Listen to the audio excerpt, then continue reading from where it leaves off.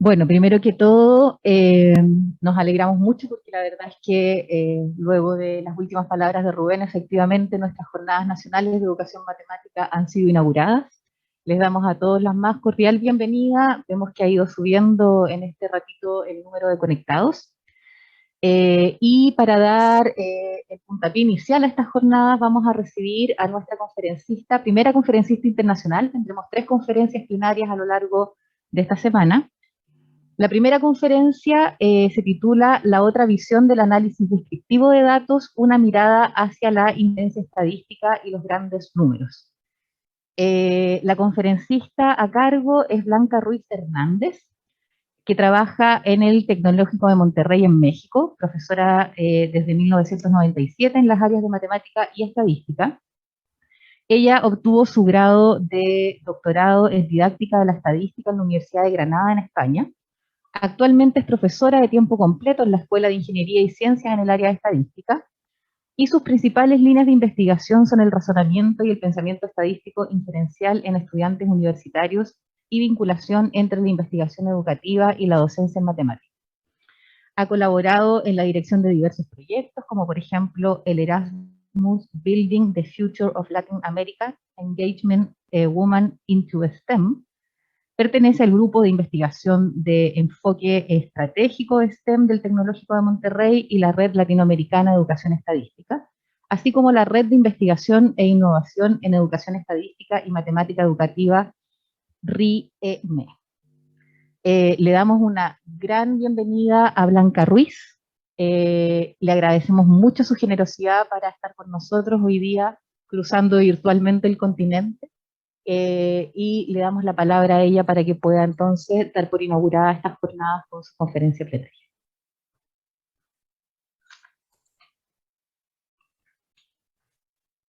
Buenos días, buenas tardes allá. Aquí son días todavía.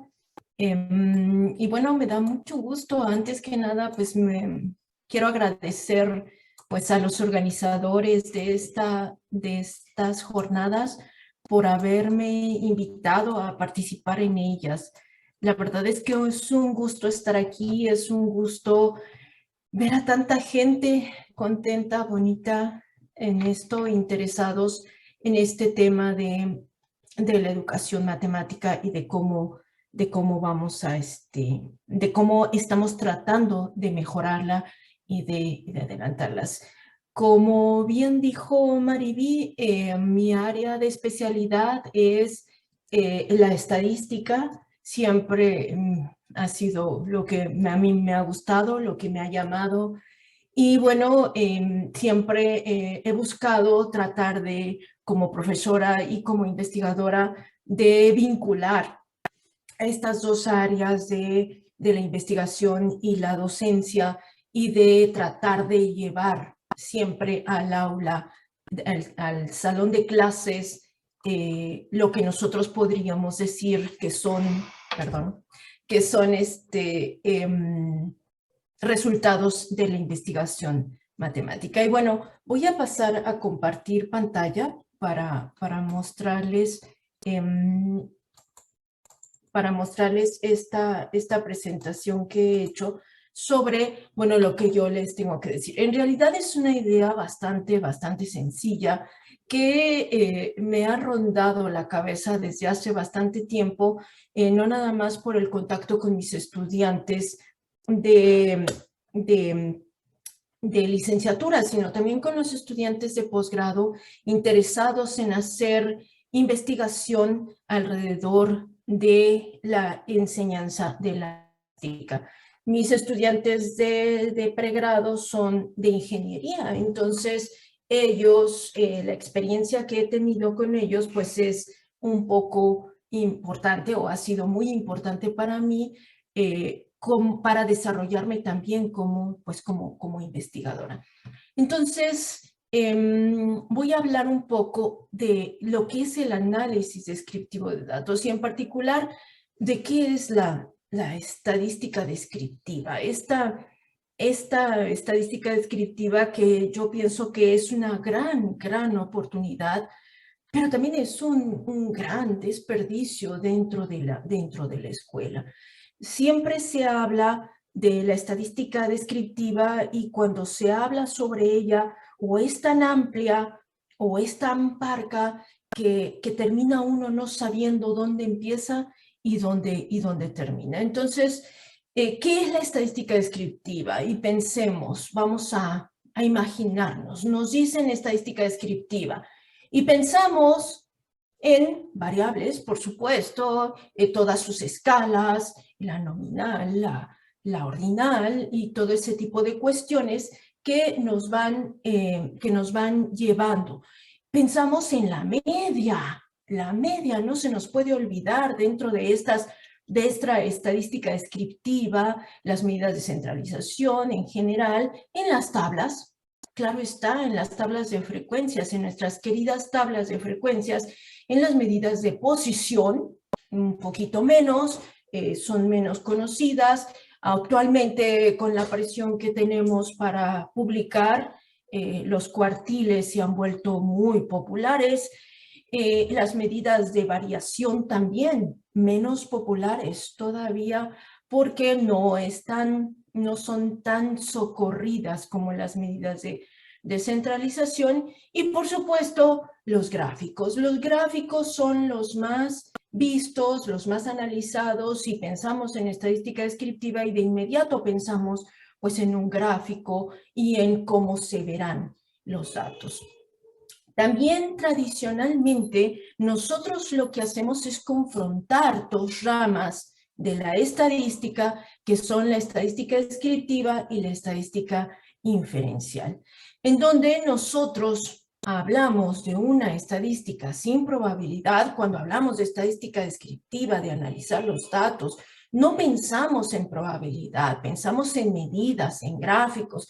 No pensamos que puede estar vinculado a la probabilidad y por lo tanto está libre de modelos probabilísticos que son los que nos llevan hacia la estadística inferencial, ¿sí? Y en la educación formal también, nosotros tradicionalmente cuando pensamos en la educación formal, pues pensamos en comenzar con estadística descriptiva o con probabilidad. Eso ya va permeándose un poco, va alternándose estadística descriptiva, probabilidad. Después comenzamos con distribuciones discretas, con distribuciones continuas, continuamos con las distribuciones muestrales, claro está, para llegar a la inferencia estadística. Y esta serie de pasos, esta serie de temas que nosotros vemos y que trabajamos normalmente en la educación formal hasta la educación universitaria, entonces lo vemos como algo que debe ser, como algo que tiene que caminar adelante. Y por lo tanto, la estadística descriptiva es una especie de inicio, es una especie de como que lo que viene posteriormente. Nuestra propuesta, y hay varias propuestas dentro de inferencia estadística, dentro de educación estadística, y hay varias propuestas, cómo romper esta serie de pasos que compartimentalizan el conocimiento, que lo hacen parcial, que lo disgregan, que no lo integran, que hace que nosotros pensemos que cuando estamos pensando en inferencia estadística, no tenemos que pensar en inferencia descriptiva, inferencia estadística. ¿En qué nos tenemos que fijar? Pues en el valor P y ver si es más grande o más chiquito que el 0.05 famoso, fijarnos en ese punto de quiebre en donde podemos rechazar o aceptar una hipótesis. Y nunca pensamos propiamente en qué tenemos que explorar, en la exploración, en la riqueza que da la estadística descriptiva cuando nosotros graficamos o cuando nosotros trabajamos, visualizamos o tratamos de desglosar qué son los datos, cómo se comportan los datos, cómo están estructurados, dónde está esa situación. La inferencia estadística es algo, una herramienta muy, muy poderosa, pero también lo es la estadística descriptiva, también lo es.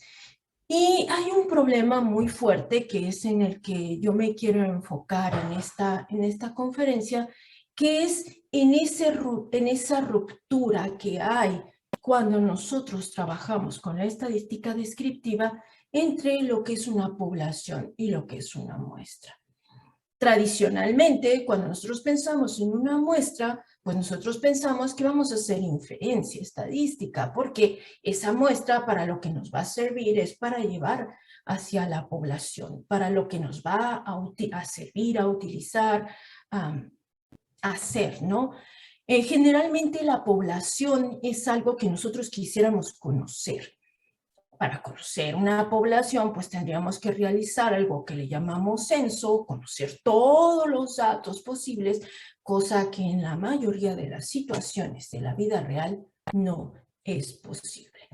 Así es que tenemos que recurrir a una muestra y vinculamos conceptos con cada una de ellas, con la muestra y la población, las vinculamos de manera separada y pensamos en el mínimo, en los cuartiles, en el máximo para la muestra y para la población y pensamos, bueno, pues ¿cuál es el problema? ¿Qué voy a hacer cuando tengo todos los datos de la población para calcular mu, para calcular la media? Pues voy a sumar y a dividir entre el total de datos. ¿Y qué voy a hacer si yo tengo una muestra? Una muestra para calcular la media de esa muestra, pues voy a sumar los datos y a dividirlos entre el total de datos. Entonces, ¿qué necesidad hay de tener una X barra para la muestra y una mu para la población? ¿Cuál es esa necesidad? ¿Cuál es esa situación? Déjenme decirles que la mayoría, y bueno, yo creo que todos lo sabemos también, en cierto sentido, muchísimas de las medidas dentro de una muestra o de una población se calculan igual. La media en particular es un ejemplo muy, muy vivo. Se calculan igual, el número de cosas que hay que hacer, el número de operaciones que hay que trabajar, es la misma, sumar y dividir y contar cuántos datos hay. No hay más que hacer. Entonces, ¿por qué a la muestra, a la media de la muestra le llamamos X barra y a la media de la población la llamamos mu? ¿Dónde está la diferencia? También hay una cuestión importante, que es que si hacemos gráficos con la muestra y gráficos con la población, pues a final de cuentas también hay que hacer lo mismo. Si hay que hacer tablas con la muestra y con la población, pues a final de cuentas pues hay que hacer lo mismo. Hay que hacer las mismas operaciones, hay que pensar en hacer todas esas series de cuestiones operativamente. En la mayoría de los casos es lo mismo. No en S cuadrada, no en sigma cuadrada, no en la varianza. La varianza en la muestra y en la población se calculan de manera diferente. Bueno, pero ¿cuál es la diferencia? Bueno, S cuadrada la dividimos entre n menos 1 y sigma cuadrada la dividimos entre n. ¿Y qué es esa sutil diferencia entre estas dos cuestiones?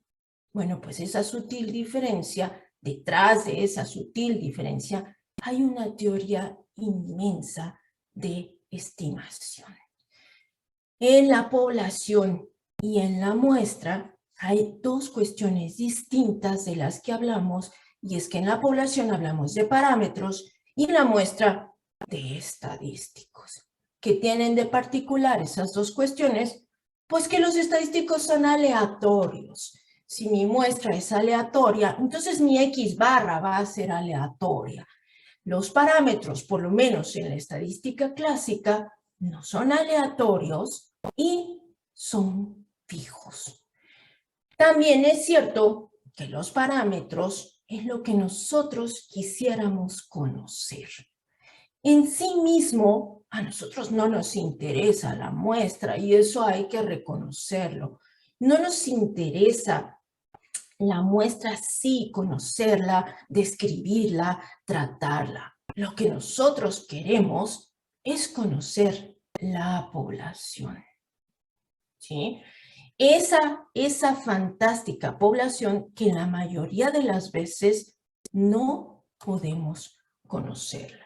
Si nosotros obtenemos una muestra, es para tratar de saber cómo se comporta el total de la población. Y eso trae, pues, un montón de problemas, porque la estadística descriptiva, cuando nosotros trabajamos, hablamos dentro de estadística descriptiva y comenzamos definiendo lo que es la media, generalmente utilizamos muestras, ¿sí? Más aún, en muchísimos libros de texto se utiliza X barra en lugar de mu indistintamente. Es decir, y nosotros decimos, vamos a calcular la media y la media se representa por X barra. Muchos libros de texto tienen esa situación. Muchos libros de texto pues no se meten con el problema de por qué C cuadrada se calcula diferente a sigma cuadrada, y muchísimos libros de texto calculan los cuartiles y los percentiles de misma forma en muestra o en población, cuando la verdad es que hay un gran problema, incluso dentro de la misma estadística, con los percentiles que están hacia las colas. O sea, el cálculo de un percentil muestral es una teoría fascinante, es una teoría que no tenemos totalmente resuelta, sobre todo los de las colas, donde hay pocos datos, porque hay una dificultad muy grande para estimarlos. El máximo de la muestra, ¿qué me dice sobre el máximo de la población? Yo puedo simplemente decir que el máximo de la muestra es el máximo de la población. El mínimo tiene el mismo problema. ¿Qué me dice el mínimo de la muestra sobre el mínimo de la población? ¿Es que acaso yo con una muestra puedo estar segura de que el dato que yo tengo como valor mínimo es el mínimo de la población? No voy a encontrar otro. Si yo saco otra muestra, no va a haber otro valor más pequeño. Es un problema desde la perspectiva de la estadística, o sea, de la estadística misma, que no tiene resuelto. Y más aún, las distribuciones vinculadas con este tipo de cuestiones son distribuciones bastante complejas, ¿no? Entonces, todo este tipo de cosas, por ejemplo, en la proporción también metemos, por ejemplo, cuando necesitamos hacer inferencia, simplemente decimos, bueno, es que hay que meter una corrección de continuidad. ¿Por qué hay que meter una corrección de continuidad en la muestra para poder hacer inferencia sobre la población? En realidad hay un gran problema cuando nosotros comenzamos a trabajar con estadística descriptiva, porque generalmente se nos olvida qué es la muestra y qué es la población. ¿Qué es ese conjunto de datos que tengo? ¿Es muestra o es población? Y entonces, pues hay que meternos. Hay diferentes perspectivas con respecto a diferentes objetivos, con respecto a lo que ocurre cuando yo tomo una población, porque generalmente cuando se tiene una población, bueno, pues ¿qué es lo que tienes? Tienes ya toda la población y tu trabajo es describir, encontrar relaciones, encontrar vinculaciones entre las variables que tenemos, pero generalmente nosotros podemos hacer ese trabajo con estadística descriptiva, ¿sí? Incluso se utiliza herramienta mucho más compleja de la que nosotros pensamos para hacer descripción de datos, y eso basta con que nos asomemos a los datos, a los análisis de datos que hacen las instituciones de estadística de cada país, para darnos cuenta de cómo se analiza la estructura de los datos en una población. bastante compleja. Se utiliza multivariado, por supuesto, se utiliza otro tipo de herramientas que no dejan de ser descriptivas, ¿sí? En cambio, la muestra siempre va a tener como objetivo saber qué pasa con la población. Siempre. ¿Qué ocurre con la población? Ese es nuestro foco. ¿Hacia dónde va la población? ¿Sí? Se usan medidas igual que en la población. Media, moda, varianza, desviación estándar, cuartiles, gráficos. Se utiliza lo mismo que se puede hacer en una población. Pero la diferencia es que necesitamos modelos probabilísticos que nos auxilien en el análisis para poder hacer esa inferencia, ¿sí? Sin embargo, también es cierto que la muestra por sí misma no la visualizamos como algo que nos pueda proporcionar información sobre la población. Existe algo que llamamos inferencia informal dentro de la investigación en estadística, en donde, los objetivos son exponer a los estudiantes a situaciones de incertidumbre con la intención de hacer inferencias estadísticas informales. Y también tiene otro objetivo muy importante, que es integrar y dar sentido a conceptos estadísticos que normalmente se enseñan aislados. Normalmente enseñamos cada parte, cada tipo, cada gráfico, cada medida, cada cosa por separado, y no tratamos de integrarlo. La verdad es que la integración de todas las herramientas estadísticas es bastante latosa, bastante compleja. También tiene un sentido que aparte de integrar y dar sentido a los conceptos aislados, también tiene un sentido de dar un contexto dentro de inferencia estadística. Por ejemplo, el modelo de Macquarrie-Rubin lo que trabaja es con 3 puntos importantes, que es la generalización, que se trata de, bueno, yo expongo a los estudiantes a toda una serie de datos que son una muestra y les pido que generalicen, que traten de identificar patrones en los datos, de ver la posibilidad de hacer una afirmación probabilística, pero no una afirmación probabilística de decir, bueno, es que la probabilidad del error tipo 1 es de tanto. No, una afirmación en el sentido de yo creo que es muy probable que ocurra. Yo creo que la población, puedo afirmar que la población va a tener este tipo de comportamiento como el de la muestra por esto y esto y esto.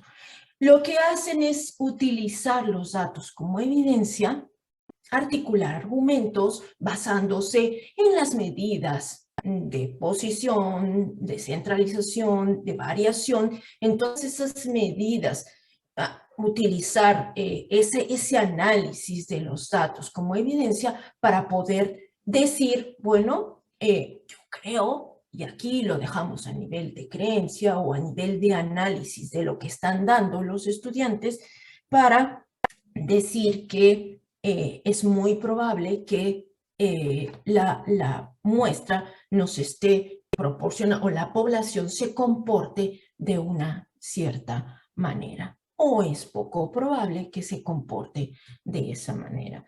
Se requiere, por supuesto, el uso de un lenguaje probabilístico que se refiere a la utilización de verbos que utilicen incertidumbre, como esto que estoy utilizando. También, por otro lado, y esto lo ha estado trabajando Sánchez en su tesis de doctorado, lo ha trabajado de manera muy bonita y ha encontrado cosas muy interesantes sobre cómo se comporta o cómo se incluyen dentro de las actividades esta inferencia informal dentro de las actividades de los libros de texto. Otro punto que también ha trabajado Sánchez es el contexto de las actividades. Este es un marco trabajado por Fanchul, que ella dice, lo que dice ella, es que hay dos tipos de actividades importantes, el contexto, como que hay que ser muy conscientes, que el contexto en el que se trabajan las actividades dentro de la enseñanza en general, en que Sánchez lo utilizó para analizar los libros de texto, que hay dos contextos. Uno está basado en datos.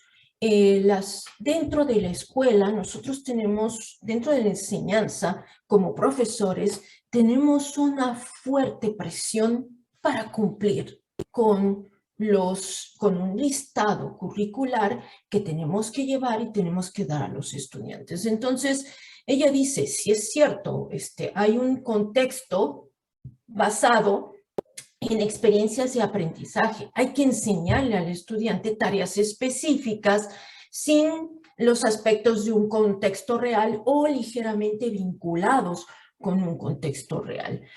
Entonces se construyen aprendizajes, se demandan conocimientos previos, se demandan ideas, se enfatiza sobre un concepto, pero también tiene que haber otro contexto, ese contexto basado en datos, en donde se relacione al estudiante con un problema y se profundice más en una situación real, ¿sí?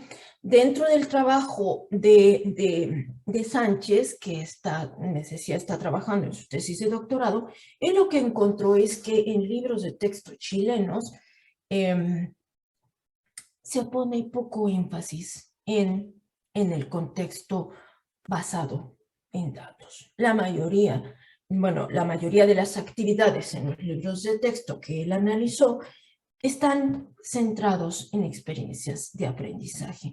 Están muy relacionados dentro de las actividades. Estos dos marcos son los que nos han permitido analizar un poco más qué es lo que pasa con toda esta.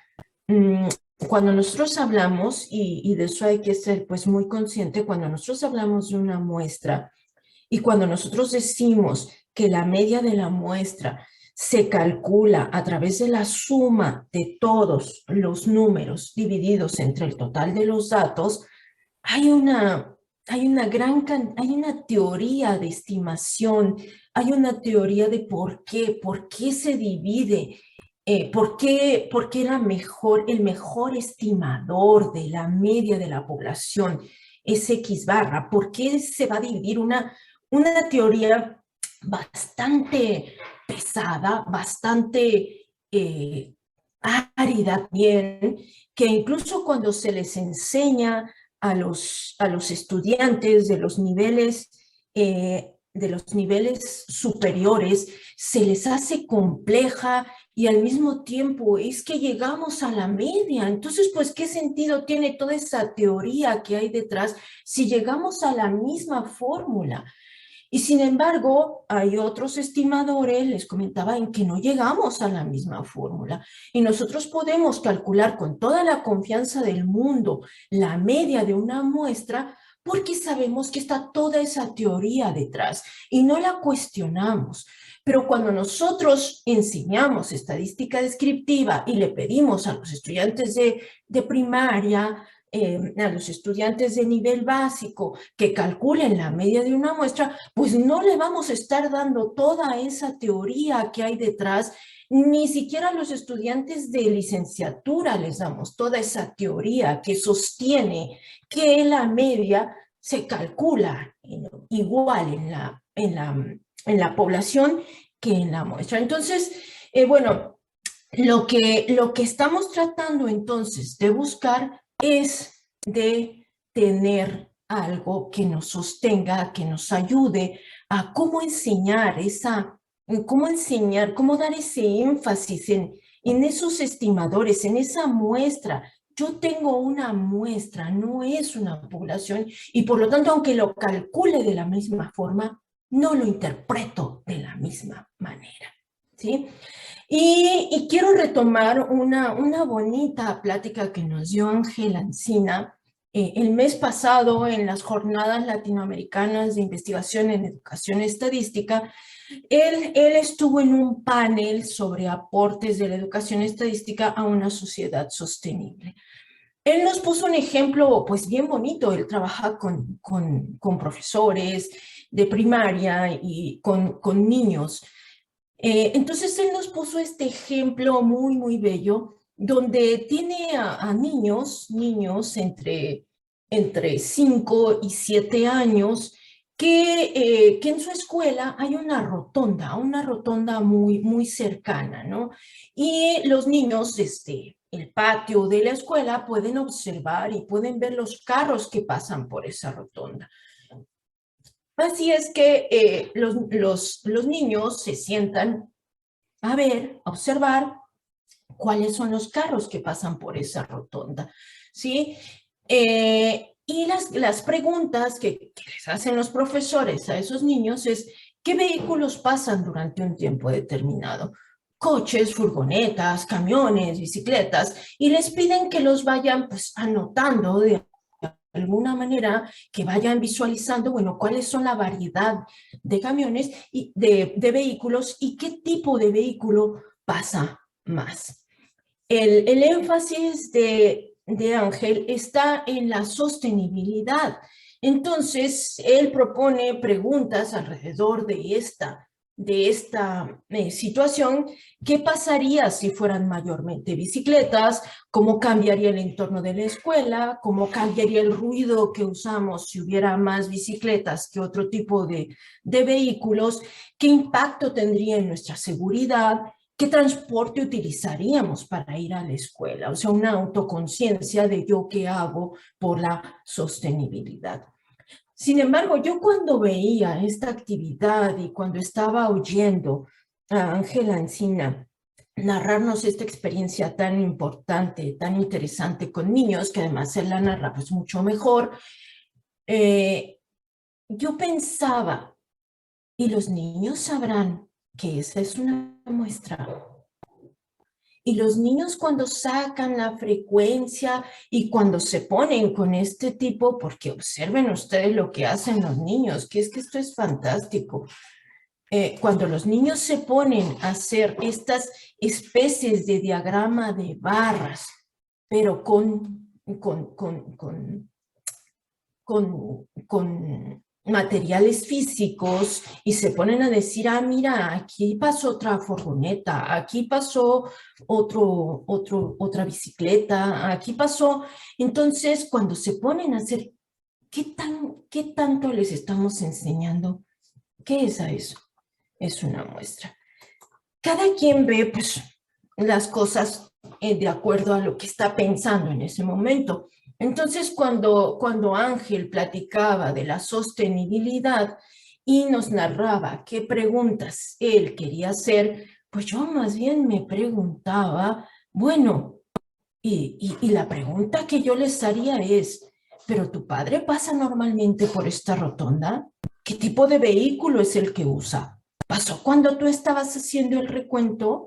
¿Cambiaría el vehículo más frecuente si él pasara? ¿Pasaron tus vecinos? ¿Pasaron tus tíos? ¿Pasó el papá de alguno de sus compañeros? ¿Por qué? ¿Por qué? Si nosotros al otro día tomamos otra vez toda esa recopilación de datos, ¿saldrían los mismos datos? ¿Obtendríamos el mismo vehículo más frecuente? Ese tipo de cuestiones son los que hacen que seas consciente de que estás trabajando con una muestra. Y también, y algo que hay que saberlo, es que si nosotros le hacemos una pregunta de ese tipo y pensamos, bueno, el tipo de datos, el tipo de vehículo más frecuente que pasa por aquí es este, entonces, ¿a qué población representa? ¿quiénes estarían ahí? ¿De qué vehículo más frecuente estaríamos hablando? ¿Del que pasó ayer? ¿Del que pasará hoy? ¿Estoy hablando de los vehículos de la comunidad? ¿Estoy hablando de los vehículos, no sé, cuál es la población en la que yo me estoy fijando, hacia la que yo podría hacer inferencia, en la que yo podría pensar que puedo decir, mira, no, aquí pasan más vehículos de este tipo, y si yo me cambio a otra rotonda, ¿pasarán los mismos vehículos más frecuentes? O sea, este tipo de cuestiones son en las que nosotros pues nos tenemos que preguntar. Y fíjense, otro ejemplo más que también hemos estado trabajando son, por ejemplo, este tipo de cuestiones. Un hospital se presentó un estudio con el fin de analizar. Esta es una actividad dirigida a profesores de nivel básico. Dice, un hospital presentó un estudio con el fin de analizar el uso dado a las reuniones semanales del equipo médico y de los alumnos de práctica. Y se observaron 21 reuniones y se registraron los diferentes tratados. Los asuntos tratados fueron clasificados en la siguiente tabla, y entonces a los estudiantes se les pide que completen las celdas faltantes en la tabla, que redondeen las frecuencias relativas. Obviamente, la actividad está dirigida hacia la construcción de una tabla de frecuencias. ¿Cuántos asuntos propuso en estas 21 reuniones? ¿Cuál fue el tema predominante? ¿Qué diferencia porcentual existe entre los temas relacionados con las científicas y las sociales? Etcétera. Y yo lo que me preguntaba, bueno, cuando está aquí, bueno, ¿y cuándo les dicen, o cuándo les hacen, o cuándo enfatizan en que esto es una muestra? Y si lo es una muestra, ¿hacia qué población puede ir? ¿Qué es lo que quieren saber? ¿Hacia dónde quieren trabajar? Esto fue a lo que Sánchez le llamó una actividad centrada en la muestra. O sea, son actividades que ponemos dentro de los libros de texto, dentro de los salones de clase, en el que nos enfocamos en trabajar, en enseñar esos contenidos conceptuales que nosotros queremos de los estudiantes, que nos exige la currícula, que también nosotros como profesores nos presionamos para terminar, porque es nuestra responsabilidad como profesores terminar el programa.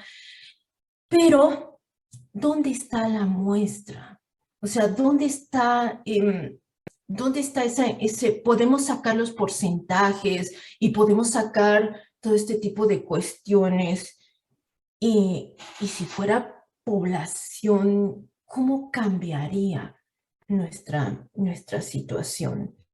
¿Cómo esta serie de datos que estamos tratando de analizar cambiaría nuestra perspectiva de cómo vemos los datos si fuera una población? O sea, ¿qué tan importante es para nosotros visualizar, decirle al estudiante que esto es una muestra?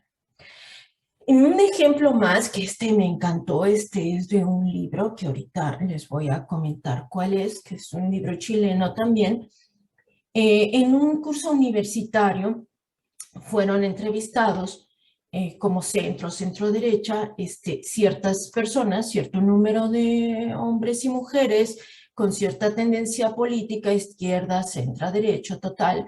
Y bueno, comienzan a preguntar qué porcentaje del curso. Aquí ya comienzan a trabajar con tablas de contingencia, con variable cualitativa, qué porcentaje del curso se considera de centro, qué porcentaje se considera de derecha, y todo este tipo de cuestiones que nuevamente pensaríamos, ¿esto es una muestra o es una población? Que sería lo que nos tendríamos que preguntar, ¿es una muestra o es una población? Los alumnos de un curso universitario fueron entrevistados acerca de sus tendencias políticas. Entonces, ¿qué es lo que yo busco preguntando esto? ¿Qué es lo que quiero saber sobre esto? Quiero saber el porcentaje de los hombres del curso que se considera de derecha. Eso es lo que yo quiero saber. O sea, ¿dónde está mi problemática? Pero los autores de este libro van más allá y ponen una pregunta muy, muy bonita, que dice: considere nuevamente la tabla del ejercicio anterior, encuentra los porcentajes de las tendencias políticas entre las mujeres, encuentra los porcentajes de las tendencias políticas entre los hombres, y dígame, ¿existe alguna razón para creer que política y sexo están relacionados? Y eso es ir más allá de los datos. Eso es lo que Curcio decía, que es ir más allá de los datos para creer que política y sexo están relacionados. Ya no estamos hablando solo de estos hombres y de estas mujeres que fueron entrevistados, de estas 192 personas. Estamos hablando de personas que van más allá, que están yendo hacia decirme, bueno, si es verdad que hay las mujeres y los hombres tienen cierta tendencia, hay algo que están compartiendo, hay una asociación entre el sexo y la tendencia política. Eso es algo que va más allá de los datos, que descentra el estudio solamente en analizar los datos como muestra, como sacar información, hacer cálculos, van más allá y van hacia saber una tendencia dentro de una cierta población. Ahora habría que ver cuál es la población que está representando este grupo de datos, o dónde los alumnos de un curso universitario, ¿qué representarían? Esta actividad bonita la saqué de este libro, Datos y Azar, que además tiene es un libro muy, muy bonito, en donde son de la REFIP, que es un proyecto que se hizo en Chile, a cargo de Ana María Araneda. ¿Sí? Por si lo quieren sacar, está libre.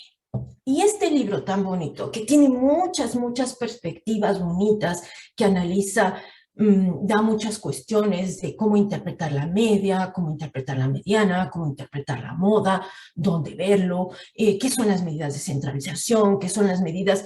Trabaja de una forma la estadística descriptiva muy, muy bonita, que yo creo que a los profesores de educación les debe servir.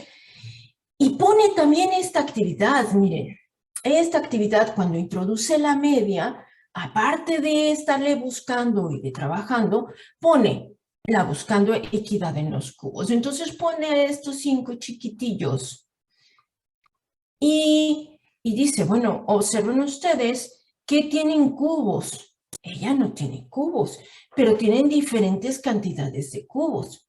Entonces, ella habla sobre la buscando esa equidad en los cubos y cuál podría ser la mejor medida de representación que nos daría esa equidad entre los cubos.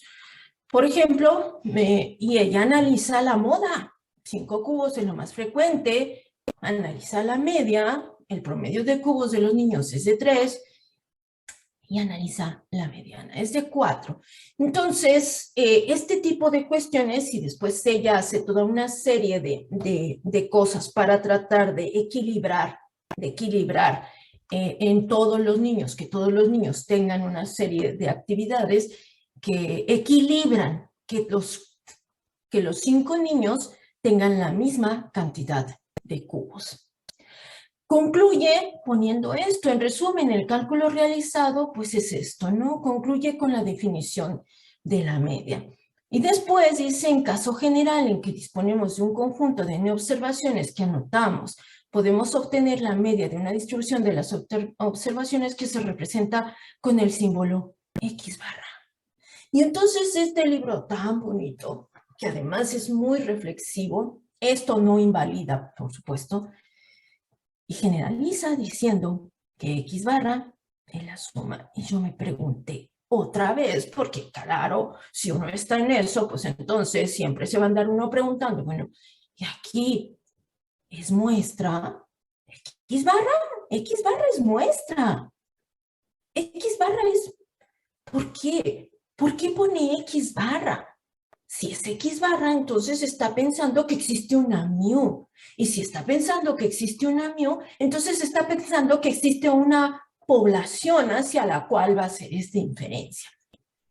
Pero en el contexto que estamos trabajando, tiene sentido pensar en que yo voy a hacer una inferencia cuando lo que yo quiero hacer es simplemente repartir entre estos 5 niños de manera equitativa los cubos.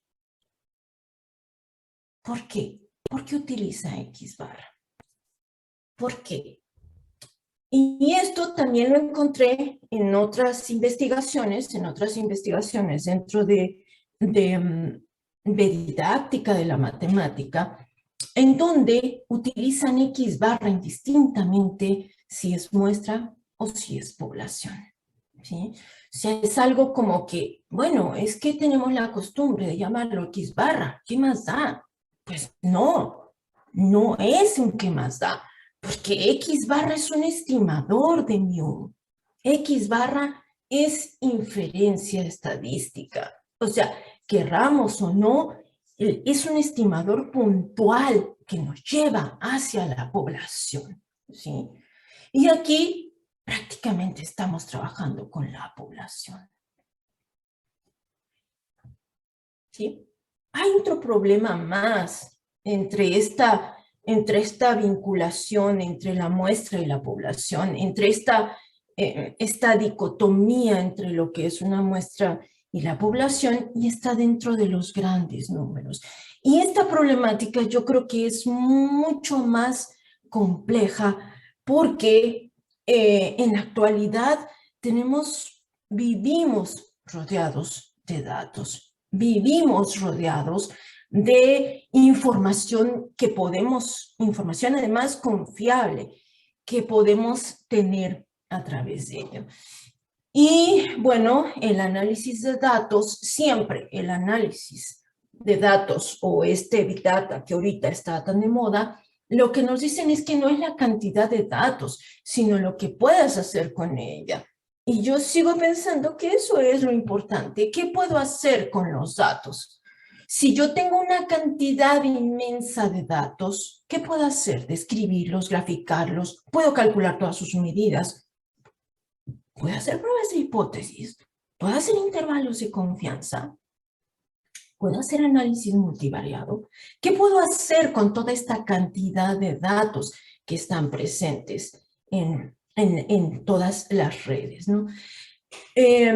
La cantidad de datos es algo que nos mueve, es algo que a los profesores de estadística, esta libertad de bajar cantidades de datos inmensa, pues nos ha movido, nos ha llevado a saber incluso más, a preguntarnos, a cuestionarnos, ¿no?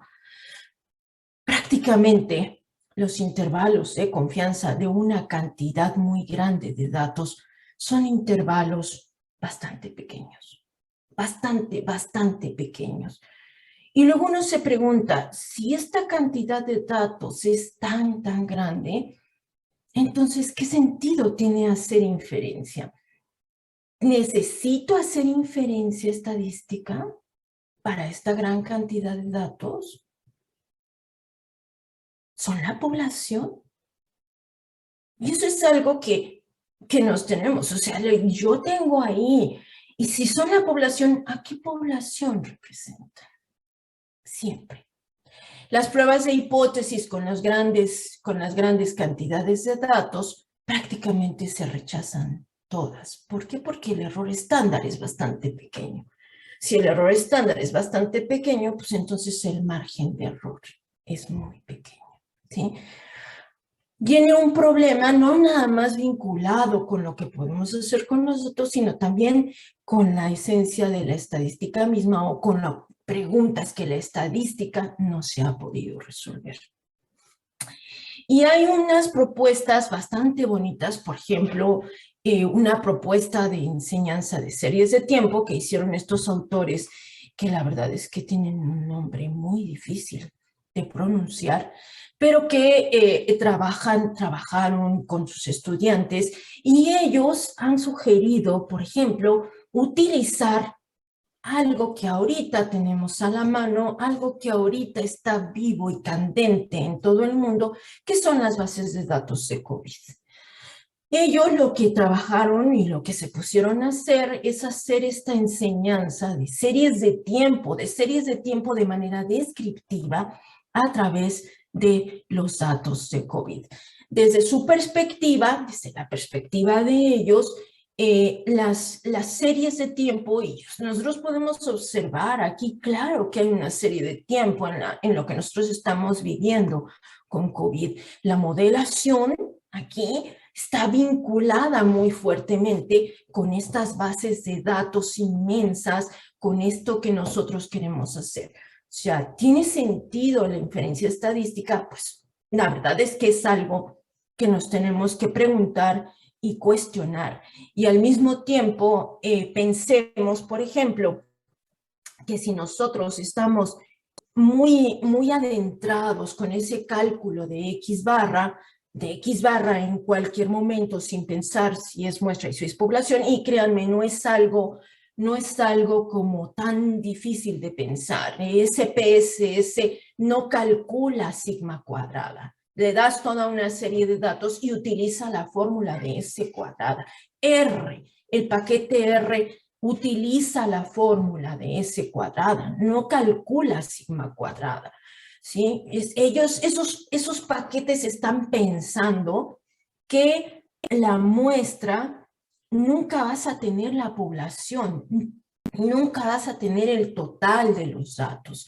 Y si tienes una gran cantidad de datos, pues entonces se diluye la diferencia, por ejemplo, entre S cuadrada y sigma cuadrada, y bueno, pues tienes una mucho mejor estimación de lo que es sigma cuadrada. Entonces, da lo mismo calcular en los grandes datos S cuadrada o sigma cuadrada. Da lo mismo prácticamente tener X barra o mu, pero sin embargo hay un problema mucho más fuerte, que es a qué población me representan todos estos datos o todos los datos que podemos sacar de la red. Hay otro ejemplo, tengo otro ejemplo. Este ejemplo fue realizado aquí en el Tecnológico de Monterrey con una aplicación también con los datos de COVID.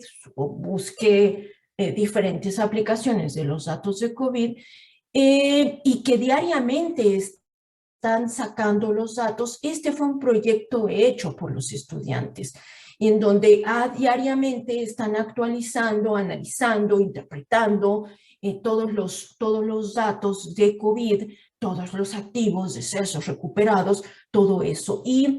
Pero esto lo hacen a través de otro tipo de herramientas muy fuertes, claro, análisis fuerte de datos.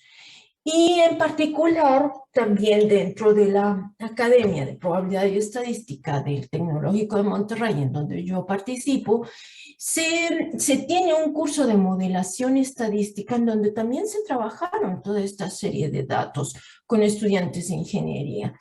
Y los estudiantes tuvieron alrededor de 10.5 millones de datos. 10.5 que ellos podían trabajar, que ellos podían analizar, y se dieron cuenta, por ejemplo, que de esos 10.5 millones de datos de COVID en México, por ejemplo, 3.5 millones de esos datos, solamente 3.5 millones de esos datos, contaban con una prueba positiva de COVID. Entonces, ¿qué hacer con esos datos? ¿Cómo interpretarlos? ¿Cómo trabajarlos? ¿Son muestras? ¿Son población? ¿Realmente todos tenemos a todos los enfermos de COVID en esa base de datos? Y esta ambigüedad de saber, bueno, es que ¿por qué algunos? ¿Por qué están dentro de la base de datos de COVID? Si solamente 3.5 millones cuentan con prueba positiva. ¿Dónde está? ¿Por qué es algo que se está manejando por el gobierno? ¿Por qué se incluyen al resto? Todas esas preguntas nos las tenemos que hacer cuando nosotros analizamos datos. ¿Qué es lo que está detrás de todo este análisis de datos? Y lo que hicieron los estudiantes, por ejemplo, fue escoger su tema, en particular aquí. Se preguntaron por la frecuencia, por ejemplo, el número de días hospitalizados. Bueno, ¿cuántos días están hospitalizados hasta que fallecen? Eso era ese tipo de preguntas. ¿Cuáles son las comorbidades más frecuentes en el COVID? Hicieron un trabajo inmenso los estudiantes trabajando con este tipo de cuestiones, analizándolos, y detrás de estas gráficas tan sencillas que nos parece y tan fáciles que nos hay un trabajo de 3.5 millones de datos o de 10.5 millones de datos, dependiendo de con cuál de las dos bases de datos decidieron trabajar los estudiantes. El reto para los estudiantes, para nuestros estudiantes, fue usar una computadora personal para analizar tantos datos. Y fíjense qué problema. O sea, y nos seguimos preguntando todavía, ¿y esa base de datos que ellos tenían, realmente son todos los enfermos de COVID que había? También hubo mucha sorpresa ante los resultados esperados. Algo de lo que recuerdo mucho es esa descripción de las personas que tenían asma, por ejemplo, que esperaban que fueran personas que sufrieran mucho, puesto que el COVID es una enfermedad relacionada con el pulmón. Entonces, pues los que tenían asma tenían que tener algún tipo de desventaja. Y no fue así. Una experiencia muy buena al aplicar la herramienta teórica a través de los datos de la vida real, complejidad de los problemas reales, o sea, una complejidad inmensa, una complejidad infinita, que se iban y venían con los datos y trabajaban. Y bueno, la principal, desde mi perspectiva, es que muchos tuvieron que trabajar con muestras, o sea, un submuestreo de esa base de datos, muchos ante la incapacidad de computación que había. Pero muchos lo que hicieron fue, como los chicos que trabajaron con los hospitalizados, es decir, bueno, dice, yo voy a trabajar con la población completa porque la cantidad de hospitalizados no es tanta, fíjense, comparada con el total de datos que se tenían. Así es que ellos trabajaron con todos los datos de toda la base de datos de los hospitalizados. Pero la pregunta para ellos seguía siendo, bueno, tenemos una población, pero ¿de una población de qué? ¿Realmente son todos los casos de México? ¿Realmente pudieron captar todo? Y si no son todos los casos, entonces, ¿dónde está el sesgo de esta muestra inmensa que tienen y qué tanto puede representar realmente al total de los datos de COVID en México? Una experiencia muy bonita y bastante retadora, no nada más para los estudiantes, sino también para nosotros como profesores. Y bueno, concluyendo, Findful habla de las actividades en un contexto escolar, en un contexto que vaya dirigido hacia ¿cómo se llama? Hacia cumplir nuestro programa. Pero también habla de un contexto dentro de datos, de un contexto problematizado. Y ella lo que dice es que tiene que haber una preocupación por darle sentido a la estadística y por lo tanto las dos actividades tienen que estar equilibradas, contrario a lo que está encontrando Sánchez, que es que las actividades están muy, muy, muy centradas en los contenidos. También Fanful hace hincapié en la importancia que tienen que los estudiantes distingan las afirmaciones descriptivas de las inferenciales a partir de los datos. Tienen que aprender a distinguirla, no tienen que confundirla. Y la importancia de esto, ay, perdón, ya me pasé. Perdón, me voy rápido. Entonces, la importancia es deslindar una muestra de una población para decir que es importante. ¿Sí? Importante, deslindar cuál es la muestra y cuál es la población. Y también ser conscientes de que a menudo para los estudiantes es muy borrosa la diferencia entre una afirmación inferencial y una afirmación descriptiva. También, y quiero resaltar que dentro de las bases de datos inmensa, pues se trabaja con datos no estructurados, se tiene una muestra, una población, de qué población, analizar a qué población es importante, pertenecen los datos, siempre a qué población pertenecen los datos, y cuando se enseña estadística descriptiva con una muestra, también se enseña inferencia y estimación puntual. Eso hay que ser muy conscientes. Y enfatizar la diferencia que existe entre un estadístico y un parámetro. Siempre es algo que nos va a ayudar a distinguir entre una población y una muestra. Pues muchísimas gracias. La verdad es que pensé que me estaba tardando menos, pero perdón por los minutos que me robé.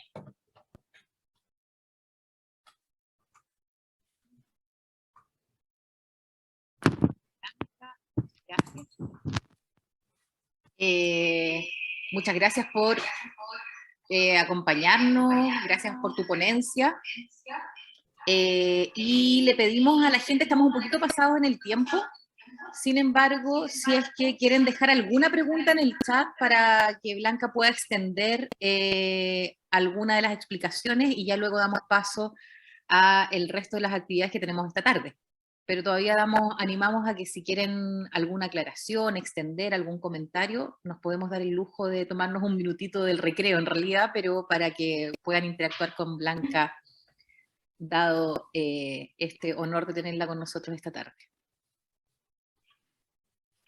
Dicen, Blanca, mientras tanto, de todas maneras, que muchas gracias por tu ponencia en el chat, que ha sido una maravillosa presentación, dice Nicole también. Así es que sé que ahí te embarcaste después de nuestro corte en el medio, no te diste cuenta del tiempo, pero es porque de verdad estabas entre tú y nosotros muy entretenidos también con lo que nos estabas compartiendo esta tarde. ¿No tenemos, por lo visto, preguntas? Bueno, si no hay preguntas, de todas maneras, en las actas, por supuesto, que va a estar, ahí hay alguien, Jaime San Martín dice, entonces podemos dedicarnos solo a muestras, pues lo importante no son los datos, sino lo que se hace con ellos. No sé, Blanca, si quieres comentar ese comentario. Fíjate, Jaime, que no podemos dedicarnos solo a las muestras. Existen los censos. Existe también esta gran cantidad de datos. Existe toda esa situación que nosotros tenemos que... Aquí para mí lo importante o lo que yo quiero enfatizar dentro de esto es que siempre que veamos un conjunto de datos, promovamos, preguntarnos si es una muestra o es una población y que no utilicemos parámetros como si fueran estadísticos ni estadísticos como si fueran parámetros. Es algo que nosotros como profesores debemos saber. Quizá no decirle a los chicos, bueno, yo tengo la dificultad, por ejemplo, con varios cursos de estudiantes de ciencia de datos, en los que les tengo que dar teoría de estimación, y es una teoría tan árida que los pobres chicos a veces se quedan así, bueno, sí, pero es una teoría árida. Cuando nosotros entendemos para qué nos sirve, es una teoría bellísima, hermosa, compleja, sí, y que tiene un montón de vericuetos, sí, y que nos hace ver que no tenemos resuelto el mundo en estadística, sí, pero, eh, hay que ser conscientes que existe, y hay que ser conscientes que cuando nosotros hablamos de X barra, estamos hablando de un estimador. No tanto dejar las muestras, no tanto dejar la población, porque sí hay censos, sobre todo en todos los países. Cada 10 años se hace un censo. Y hay este tipo de cuestiones que es importante conocer de toda una población. Pero, eh, pero hay que ser conscientes de qué es ese conjunto de datos. ¿Qué es esa media que yo estoy sacando? ¿Es un parámetro o es un estadístico? ¿Es un estimador o es un parámetro? O sea, ese tipo de cuestiones es lo que me llama mucho la atención, sobre todo en los libros de nivel básico, se marca mucho la X barra.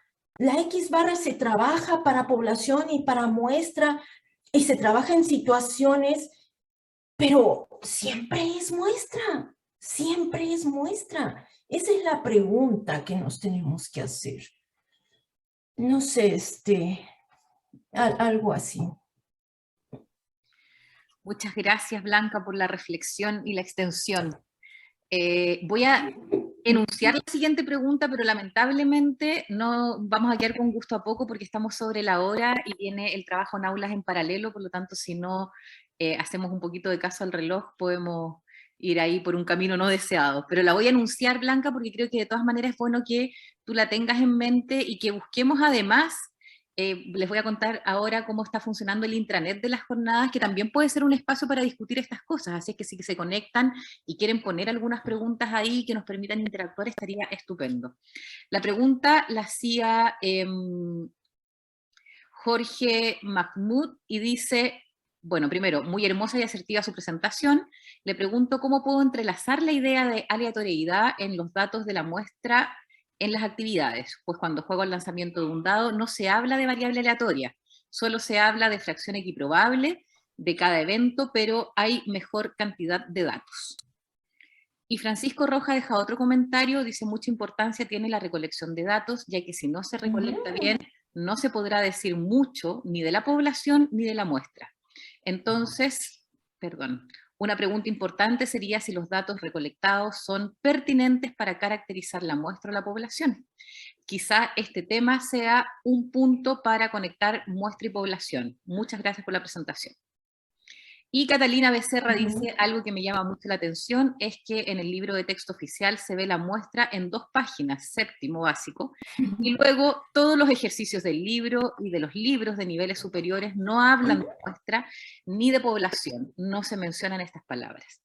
Eso nos da cuenta, además con el último comentario, de la importancia del tema que nos compartiste hoy día, Blanca. De verdad te agradecemos mucho que hayas estado esta tarde con nosotros y abrimos de todas maneras, les iba a comentar anteriormente que en las actas va a estar el contacto de Blanca, la idea también de hacer este tipo de eventos, invitar a conferencistas de la talla de Blanca y que podamos conocerla, es que podamos abrir estos canales de comunicación también. Por lo tanto, aunque quedamos con ese gustito a poco de tener más espacio para interactuar, les invitamos a que puedan justamente escribirle y usar los lugares de encuentro para que eso suceda.